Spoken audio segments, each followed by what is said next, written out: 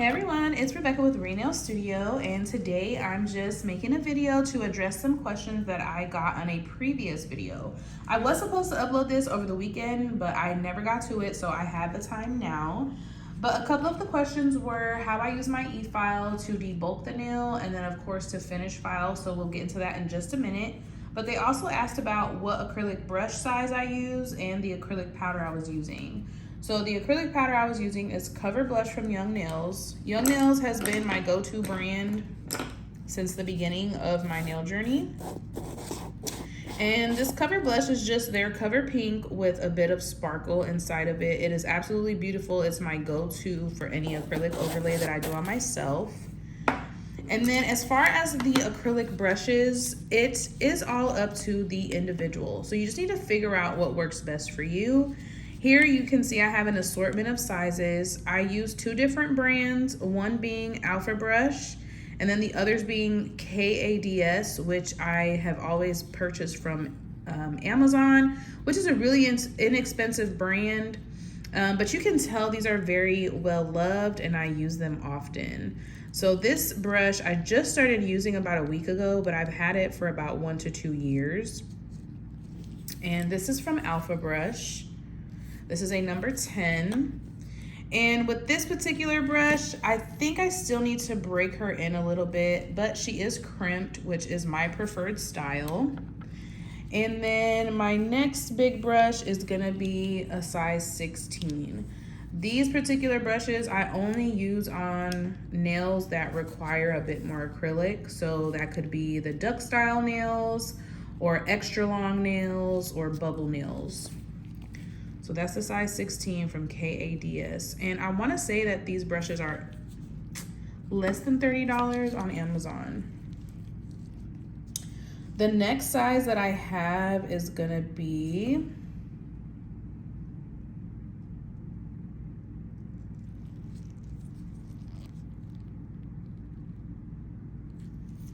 this is a number 9 from Alpha Brush.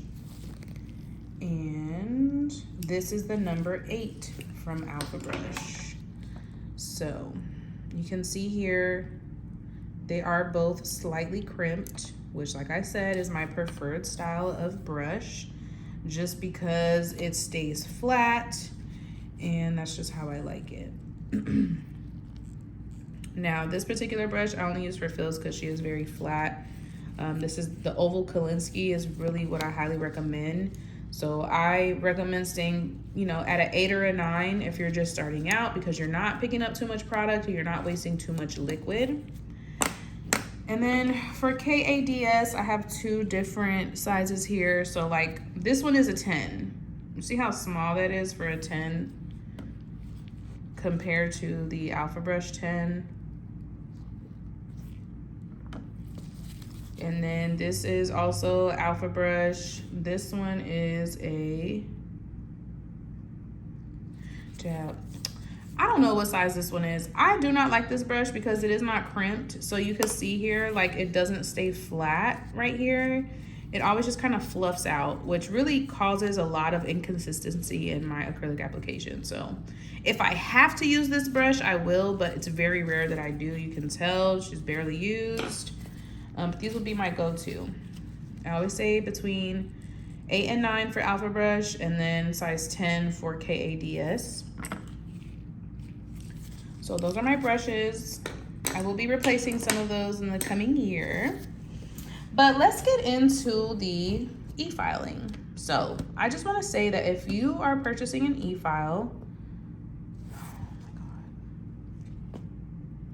that you need to make sure that it is one that doesn't stand up like this, because what will happen is when it's sitting like that, your cord will start to train to fall over like this or this way. You want to make sure that whatever e-file you use is one that can be stored laying flat.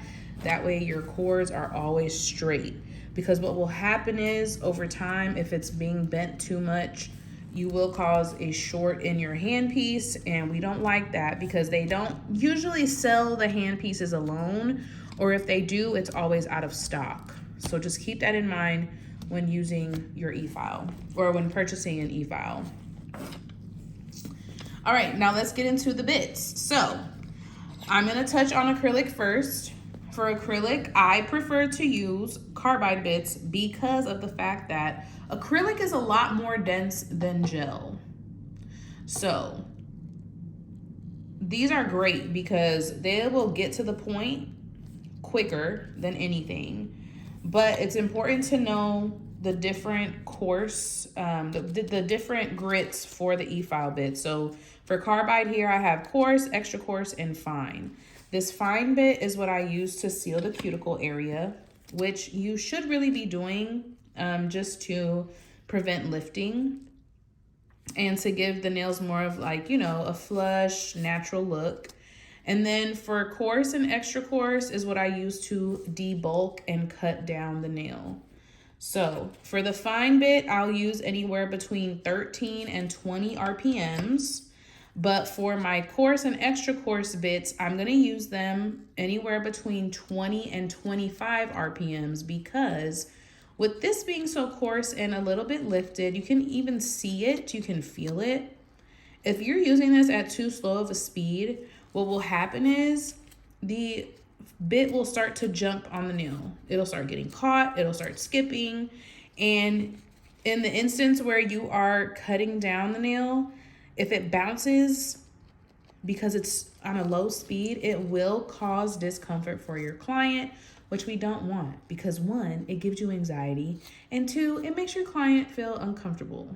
So make sure that you're using these on a high speed. I highly recommend between 20 and 25 RPMs for anything coarse or extra coarse. And a really big tip I want to say is to always purchase safety bits. Okay, always make sure it is a rounded top because accidents do happen, especially when you're using your E-file on a high speed. So the only reason I have this one is because that's all that they had at the nail supply store when I went to get a new one. But I always recommend getting a safety bit, whether you're seasoned, whether you're experienced. I just feel like it's the safest way to go. Just get really familiar with your E-file so that in the case that they don't have what you need, you'll still be comfortable working and be efficient in your work time.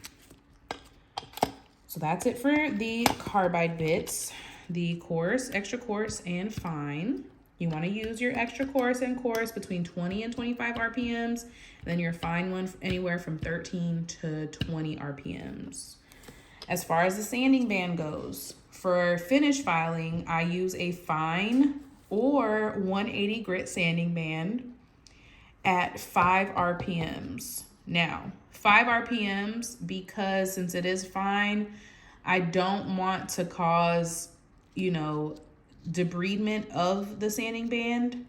So 5 is slow enough to get you where you need to be, and then it's fast enough to smooth over everything, if that makes sense.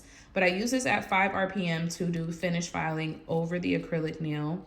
And then for prep, to avoid lifting, I use this at a 3. You want to use it at a very low speed when you are prepping the natural nails because the chances of heat from friction are a lot higher, and you don't want to take off too much of the natural nail. You don't want to damage the natural nail. You don't want to take off any layers.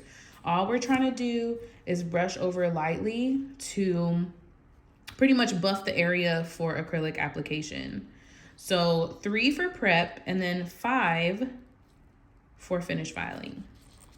And you can even take it up a notch and get you a little skinny sanding band to just hit, you know, the cuticle area if you don't want to use a fine carbide bit.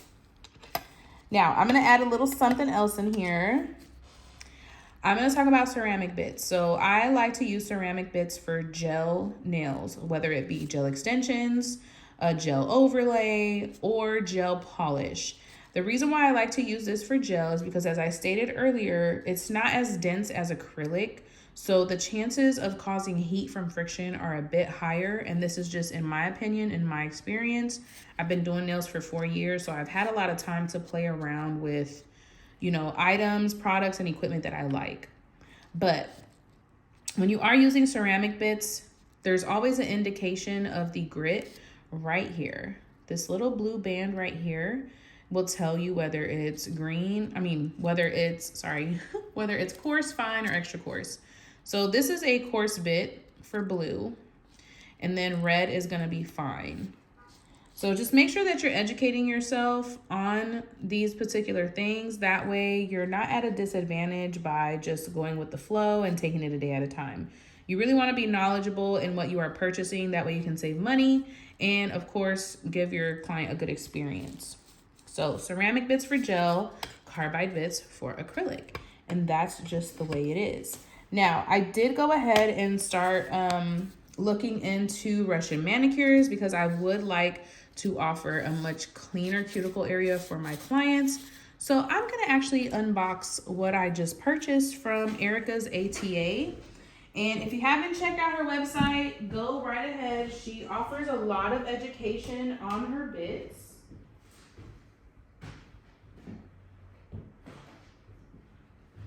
And I'm gonna order the kit that I got. I'm gonna open the kit that I ordered. So here's the packaging, really cute. And you can order the bits individually, but I just wanted to get, a whole thing just to avoid overspending or getting something that I don't need.